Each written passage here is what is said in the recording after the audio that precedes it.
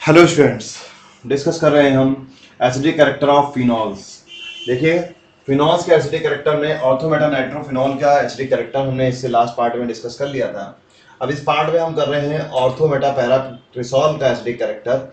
और कंफ्यूजन होता है जब हम ऑर्थो इफेक्ट पढ़ देते हैं और एसिड्स जो बेंजोइक एसिड्स हैं उनके जो डेरिवेटिव होते हैं, अगर उनका एसिडिक कैरेक्टर एक बार सेट कर लेते हैं तो वही ऑर्थो इफेक्ट उठा करके हम लगा देते हैं फिनॉल्स में, तो क्वेश्चन गलत होने लगता है। अपने को इस कंफ्यूजन से इस क्लैरिटी तक पहुंचना है कि कब ऑर्थो इफेक्ट का एप्लीकेशन हम करेंगे और कब नहीं करेंगे और क्यों नहीं करेंगे।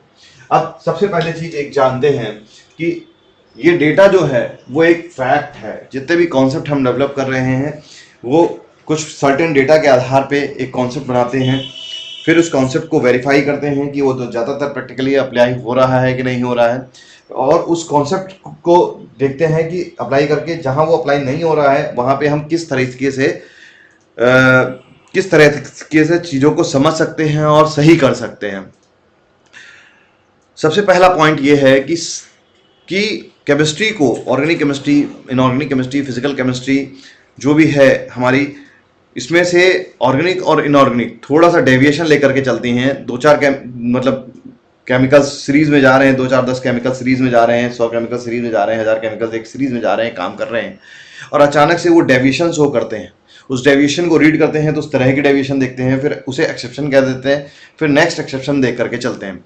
तो यहाँ पर क्या है कि ऐसा क्यों हो रहा है कि हमें ये कंफ्यूजन होता है कि ऑर्थो पोजीशन पे अगर हम CH3 ग्रुप बैठा देते हैं या कोई भी बल्कि ग्रुप बैठा देते हैं तो एसिडिक कैरेक्टर बढ़ जाता है due to the ortho effect. Ortho effect आप पहले से जानते हैं, हमने इसकी पहले वीडियो बना रखी है, आप उसमें देख सकते हैं। यहाँ पर हम ऑर्थो इफेक्ट का एप्लीकेशन की बात कर रहे हैं।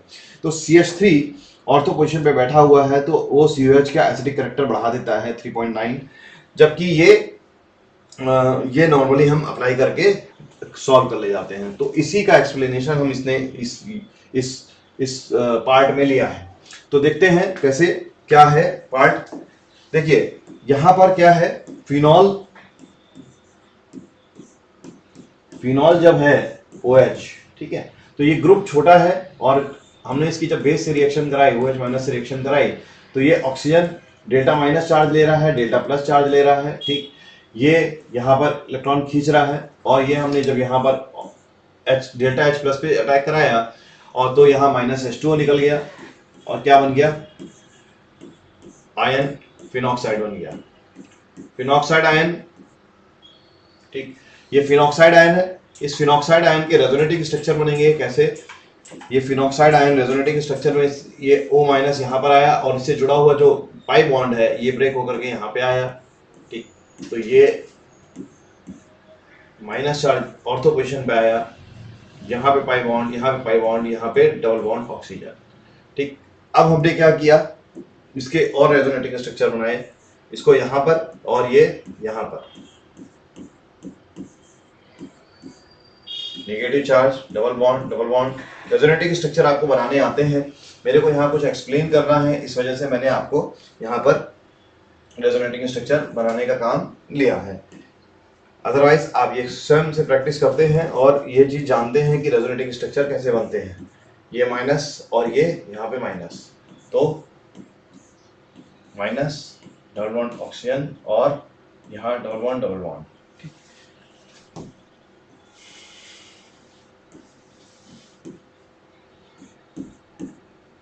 ये यहाँ पर और ये यहाँ पर।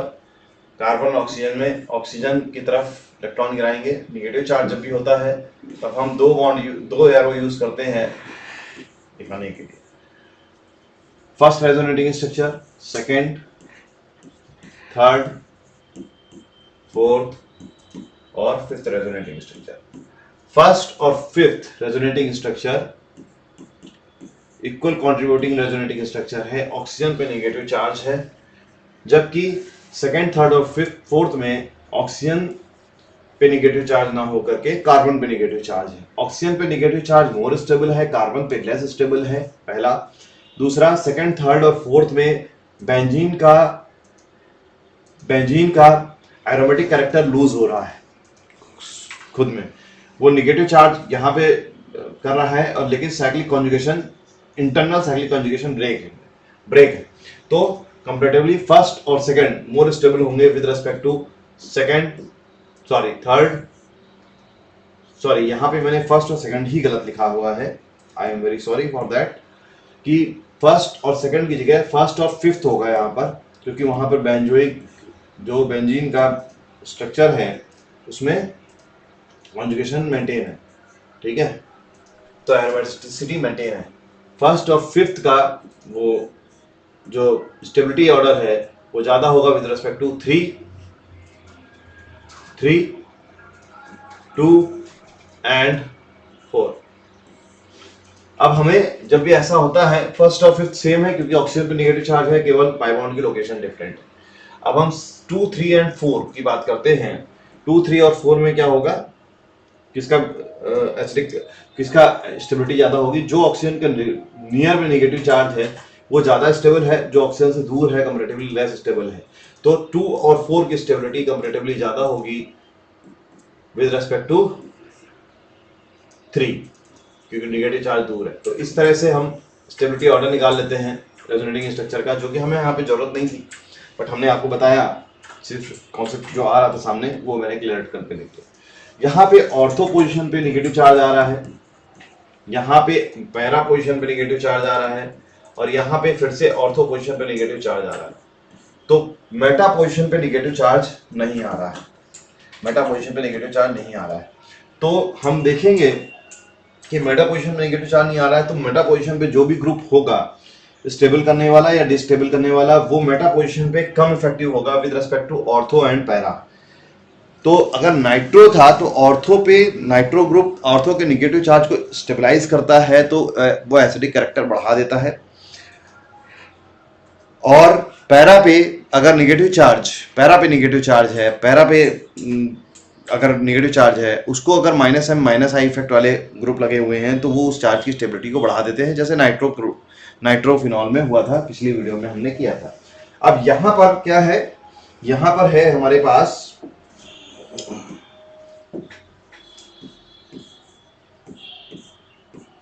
सबसे पहले तो OH और इसके ऑर्थो मेटा पैरा पोजीशन पे किसी भी एक पोजीशन पे लगा हुआ मिथाइल ग्रुप।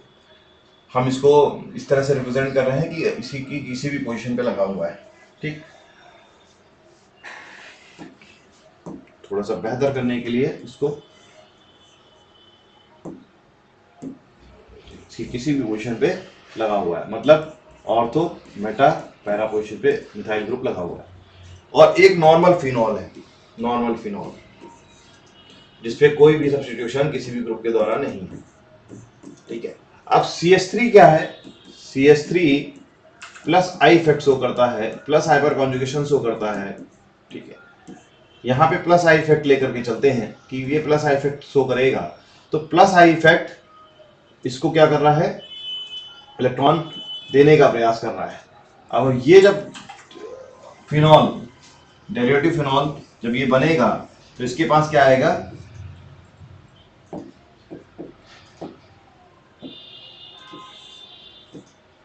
O- आएगा। जब हम इसका HO- बेस से रिएक्शन कराएंगे, और ये यहाँ पर आया, ये यहाँ पर आया, डेल्टा प्लस डेल्टा माइनस, इस तरह से HO- अपने इलेक्ट्रॉन देने का प्रयास कर रहा है, ठीक है, रेजोनेटिंग स्ट्रक्चर हमने बनाए। लेकिन CH3 ऑर्थो और पैरा पोजीशन पे लगा हुआ है, CH3 अपने भी इलेक्ट्रॉन देने का प्रयास कर रहा है। तो ऑर्थो और para position is comparatively less stable. तो ऑर्थो और पैरा पोजीशन में नेगेटिव चार्ज लेस स्टेबल होगा, तो जब भी हम एसिडिक कैरेक्टर डिस्कस करेंगे तो ऑर्थो पैरा कम होगा with respect to meta, CH3 group लगा होगा तो, ठीक है। और CH3 ग्रुप ओवरऑल दे रहा है तो निश्चित रूप से ओवरऑल इलेक्ट्रॉन देने का प्रयास कर रहा है, तो इसको अनस्टेबल कर रहा है। तो जाहिर सी बात है नॉर्मल फिनॉल किसी भी क्रिसॉल से, ऑर्थोमेटा पैरा क्रिसॉल में किसी भी क्रिसॉल से, मतलब ortho meta para substituted methyl group लगे हुआ जो है, तो उससे ज्यादा ही होगा, ऑर्थो कामा मेटा कामा पैरा इससे ज्यादा ही होगा, क्योंकि CH3 इलेक्ट्रॉन देने का प्रयास कर रहा है, ठीक है। अब इसमें मेटा हमने ज्यादा निकाल लिया, ऑर्थो और पैरा कंपैरेटिवली जो है वो डिस्कस करना बाकी है। अब हम बात करते हैं यहाँ पर ऑर्थो और पैरा के बारे में। ऑर्थो और पैरा कैसे होगा, निगेटिव चार्ज बनाएंगे सीधे सीधे, ठीक है। कौन सा निगेटिव चार्ज ज्यादा स्टेबल दिखाई दे रहा है, O माइनस, और ये CH3 ग्रुप, ठीक, और ये O माइनस और ये CH3। हमने इसके रेजोनेटिंग स्ट्रक्चर जब बनाएंगे, इसके रेजोनेटिंग स्ट्रक्चर, तो यहाँ पे निगेटिव चार्ज आएगा जो कि अनस्टेबलाइज किया जाएगा CH3 के द्वारा। यहाँ पे जब हम निगेटिव चार्ज बनाएंगे तो ये अनस्टेबलाइज होगा, मतलब ये प्लस आई इफेक्ट शो कर रहा है।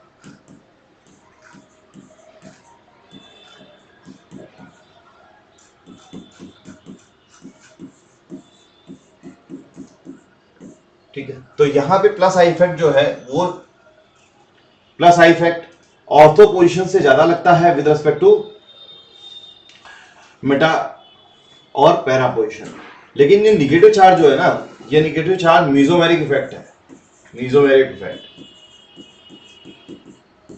तो मीजोमेरिक इफेक्ट और इंडक्टिव इफेक्ट दोनों साइमल्टेनियसली कंपेयर नहीं कर रहे हैं।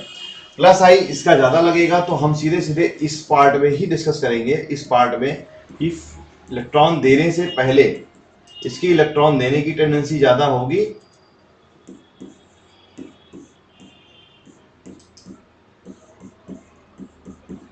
पैरा पोजीशन से इसकी इलेक्ट्रॉन देने की टेंडेंसी कम होगी,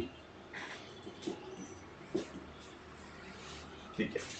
तो ये जब बनाएगा और ये बनाएगा तो दोनों की स्टेबिलिटी में ज्यादा सिग्निफिकेंट डिफरेंस नहीं है, लेकिन ये इलेक्ट्रॉन देने की कोशिश कर रहा है, ये इलेक्ट्रॉन देने की कोशिश कर रहा है, तो पास इलेक्ट्रॉन देगा इलेक्ट्रॉन, और ये इलेक्ट्रॉन लेके नहीं जा रहा है, इलेक्ट्रॉन दे के जा रहा है। तो ऐसा दिखाई देगा कि ये एसिडिक स्ट्रेंथ को कम करेगा, ये कंपैरेटिवली एसिडिक स्ट्रेंथ ज्यादा होगी, क्योंकि ये दूर से इलेक्ट्रॉन दे रहा है और जिसको भी जाना है OH माइनस को इलेक्ट्रॉन लेकर के, तो बचे हुए पार्ट में क्या होना है, O माइनस आना है, और उसकी इलेक्ट्रॉन की स्टेबिलिटी है, ये भी दे रहा है इलेक्ट्रॉन, तो अनस्टेबल हो रहा है। तो यहां से कम अनस्टेबल हो रहा है, यहां से कंपैरेटिवली ज्यादा अनस्टेबल हो रहा है, ऐसा फील हो रहा है। लेकिन हम मीजोमेरिक इफेक्ट और इंडक्टिव इफेक्ट साइमल्टेनियसली नहीं लेके चल रहे हैं, हम इंडक्टिव इफेक्ट कंपाउंड में लेके चल रहे हैं, जबकि मीजोमेरिक इफेक्ट आयन में लेके चल रहे हैं, ठीक है। इंडक्टिव इफेक्ट कंपाउंड में लेके चल रहे हैं, जब वो न्यूट्रल स्पीसीज है तो यहां से इलेक्ट्रॉन दे रहा है CH3 और आपको इसको अनस्टेबल कर रहे हैं, जबकि मीजोमेरिक इफेक्ट हम आयन में लेके चल रहे हैं डोमिनेटिंग पोजीशन पे, और फिर इसके अंदर में इंडक्टिव इफेक्ट का इन्फ्लुएंस लेस देख रहे हैं। तो ये हमें दिखाई दे रहा है कि ये क्या हो रहा है, ये इलेक्ट्रॉन देने की टेंडेंसी ज्यादा रख रहा है और क्या है, कम स्टेबल है, और ये कंपैरेटिवली इलेक्ट्रॉन कम दे रहा है तो ज्यादा स्टेबल है। तो ये ज्यादा प्रोसीड करनी चाहिए रिएक्शन और ये कम प्रोसीड करनी चाहिए रिएक्शन। लेकिन हमने जितना भी सोचा सब बेकार हो जाता है अगर डेटा कुछ कह रहा है तो। डेटा क्या कह रहा है, डेटा यहां पे क्या कह रहा है, 10.2 ये भी है और 10.2 ये भी है।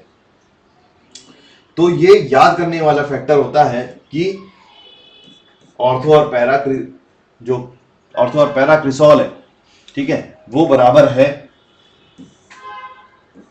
और हमारे जो प्लस आई इफेक्ट वगैरह जो भी हमने डिस्कस किया वो जो है वो नलिफाई हो जाते हैं।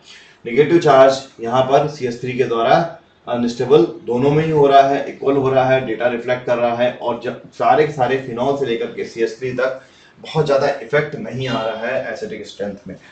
जबकि हम यहाँ पे बात करें तो हमारा ऑर्डर क्या आ गया, मेटा, इसमें फिनॉल में मेटा ज्यादा एसिडिक है विद रेस्पेक्ट टू ऑर्थो और पैरा।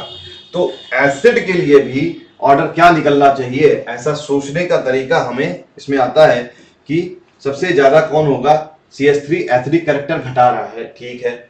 इस केस में CH3 एसिडिक कैरेक्टर घटा रहा है, तो हम कहेंगे बेंजोइक एसिड के डेरिवेटिव के केस में, डेरिवेटिव ऑफ बेंजोइक एसिड के केस में, डेरिवेटिव ऑफ बेंजोइक एसिड के केस में, ठीक है, ऑर्थो, मेटा और पैरा का एसिडिक कैरेक्टर कम होगा, किसका सबसे ज्यादा होगा, ठीक है, बेंजोइक एसिड का सबसे ज्यादा होगा नॉर्मल, ठीक है। ये हमारा इन्फ्लुएंस निकलना है ऊपर वाले फिनॉल ग्रुप को देख करके।